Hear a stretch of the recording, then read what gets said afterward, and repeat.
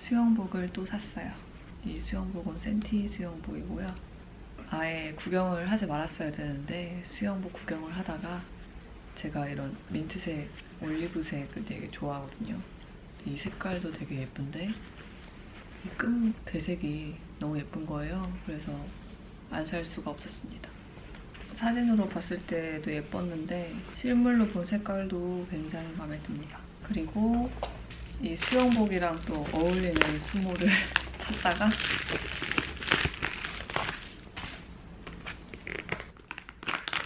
스윈볼의 한라봉 수모예요. 너무 귀엽지 않나요?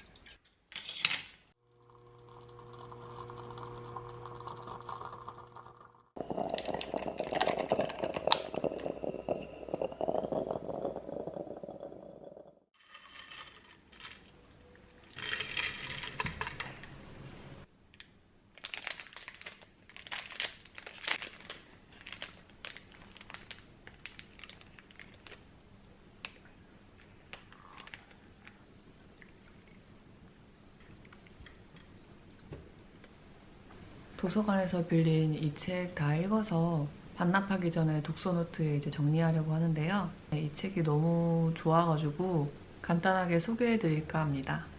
책은 클레어 키건의 맡겨진 소녀이고요. 이 책은 이렇게 보시다시피 두께가 아주 얇은 아주 짧은 소설이고요. 얇기 때문에 금방 읽긴 했지만 반대로 또 여운은 아주 길게 남았던 책이었어요. 새해가 된 지 얼마 안 돼서 읽은 책인데 벌써 제 올해의 책이 될 것 같은 책이고요. 가난하고 또 식구가 많은 집에서 태어나서 돌봄을 제대로 받고 자라지 못한 이 한 소녀가 엄마가 또 동생을 임신을 해서 출산하기 전까지 먼 친척에게 맡겨지는 이야기를 담고 있는 소설이에요.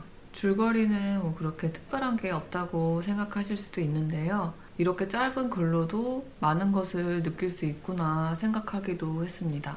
특히 마지막 부분에 가서는 마음이 굉장히 뭉클해지고 여운이 아주 짙게 남더라고요. 좋아하는 작가가 한 명 더 늘어서 너무 좋네요. 근데 이 작가분이 여기 소개 보니까 24년간 활동하면서 단 4권의 책만 냈다고 하더라고요.